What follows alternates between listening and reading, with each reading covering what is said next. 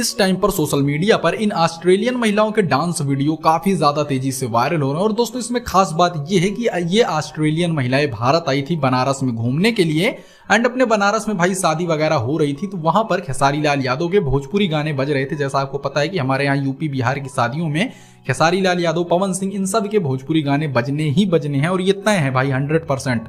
तो ये विदेशी महिलाएं जब अपने भारत आई थी घूमने, तो भाई भोजपुरी गाने को ये खास बात ये भी होती है कि आपको भाषा समझ में आए ना आए, लेकिन इसकी वाइब ऐसी होती है कि इनमें कोई भी डांस कर सकता है। ऐसे बहुत सारे वीडियोस वायरल होते रहते हैं कि जब भारत में महिलाएं विदेश की घूमने आती हैं एंड भाई जहां पर उनको सेफ फील होता है, जहां पे लगता है कि उनके साथ कोई छेड़छाड़ नहीं होगी, वहां पर भाई वो दिल खोलकर डांस करते हैं। जी हाँ, हमें अपने टूरिस्ट का कुछ इसी तरह से ध्यान रखना चाहिए।